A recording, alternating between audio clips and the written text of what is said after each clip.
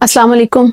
एक गिला जो वालिदैन हर वक्त बच्चों से करते रहते हैं, नई नस्ल दीन से दूर हो गई है, नई नस्ल हमारे जितनी इबादत नहीं करती। पहली बात तो ये कि आप उनके सामने कौन सी इबादत करते हैं, और दूसरी बात कि दीन से उनकी दूरी की वजह कहीं आप ही तो नहीं। मैंने देखा है आज का जो स्टूडेंट है वो पहले से ज्यादा कंफ्यूज्ड है, पहले से ज्यादा क्वेश्चंस करता है। हालांकि हम जब थे बच्चे तो हमारे वालिदैन तो इतने पढ़े लिखे भी नहीं थे, लेकिन कंफ्यूजन जरा कम थी। अब क्या हुआ, एक तो हर दूसरे सवाल पे हमें लगता है कि ये सवाल जरा बोल्ड हो गया और हमारा मजहब इस तरह की इजाजत नहीं देता, तो हम बच्चे को जवाब देने के बजाय उसको डांट देते हैं। ये बात आप मजहब में पूछ नहीं सकते। वो पूछेगा नहीं तो सीखेगा कैसे? आप उसके सवाल में शरीक क्यों नहीं हो जाते हैं? आहिस्ता आहिस्ता उसके सवाल को थोड़ा मुहज्जब, थोड़ा मुअद्दब क्यों नहीं कर लेते? लेकिन सवाल से हटा देना दीन से दूर करने की वजह बन सकता है। और दूसरा, आप जब टिकटॉक्स देख रहे होते हैं और चीजें, तब तो आप सवाल नहीं करते कि फलां ने क्या किया, फलां ने अगर थोड़ी मॉडर्न ड्रेसिंग की है तो वो ये सब क्या कर रहा है। लेकिन जैसे ही दीन की बात होती है, आप देखिएगा कोई वीडियो अगर दीन के बारे में आती है, कोई नई नस्ल में से कुछ करने लगता है तो नीचे तनकीद का एक अंबार लग जाता है। तुमने ये क्या पहन रखा है, 900 चूहे खा के बिल्ली हज पे चली गई, फलान अब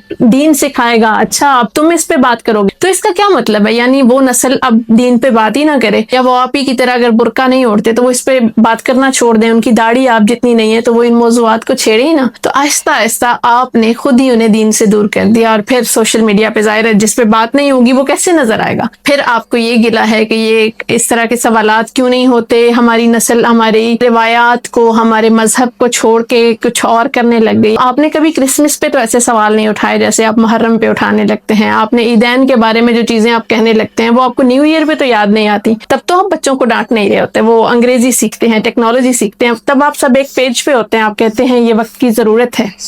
लेकिन मजहब के बारे में उसके सवालात को मजीद कंफ्यूज करना, ये हमारा फिरका नहीं है, ये नहीं है, हक बातिल क्या है, अच्छा ये मुश्किल अल्फाज बार बार इस्तेमाल करना, और फलां के साथ इतने लंबे लंबे अलकाब लगा के कहना कि वो फलां ये फरमाते हैं, या इतना बोरिंग हुलिया बना देना दीन का कि बच्चा उससे दूर होता जाए, और फिर उस पर कहना कि ये तो बात नहीं करते, ये तो समझते नहीं है, ये तो किसी और को फॉलो करने लगे हैं, ये फलां जैसे दिखने की कोशिश करते हैं। अपनी जात में थोड़ी सी फ्लेक्सिबिलिटी लेके आए, थोड़ी लचक लेके आए, ताकि बच्चा आपका दोस्त बने, आपसे सवाल करने लगे। बच्चा किससे सवाल करता है? जिससे वो जरा फ्रैंक होता है, बेतकल्लुफ होता है। जिससे वो डरता है उससे वो सवाल नहीं करता।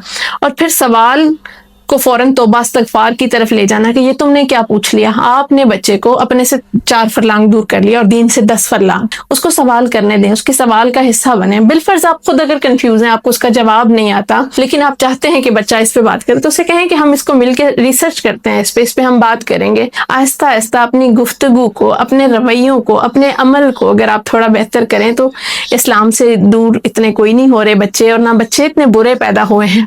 आहिस्ता आहिस्ता अगर आप अपने अमल से, अपनी प्रैक्टिकलिटी से, अपने हुलिये को जरा बेहतर करके बच्चों के जरा दोस्त बन के इस पे एक मोतदिल गुफ्तगू करेंगे तो बच्चा जरूर सुनेगा। वो आपसे, आप इसे कहानी की सूरत पेश करें। आप इसे, जब आप कहानियां सुनाते हैं और उन्हें नए नए, जहाँ पे बहुत सारे फुटबॉलर्स और बहुत सारे हीरोज उनके पेश किए जाते हैं, हमारे पास भी बहुत सी कहानियां हैं। मैं तुर्की गई थी, मैंने देखा इतना भी रिच कल्चर नहीं होगा जितना वो पेश करते हैं। हर गली, हर नाली के साथ उन्होंने कोई ना कोई कहानी रिलेट की हुई है। और हमारा तो इतना रिच कल्चर है, हमारे पास इतनी कहानियां हैं, मजहब को लेके इतना कुछ है। तो निकल आए उससे एक बूढ़ी के वाक़े से, जिसपे जो नबी पाक पे कूड़ा फेंका करती थी और उन्होंने उसको माफ कर दिया। अपना सिलेबस अपग्रेड करें, अपने घर को, अपनी जिंदगी को जरा बच्चों के मुताबिक करें, चीजें बेहतर होंगी। Thank you.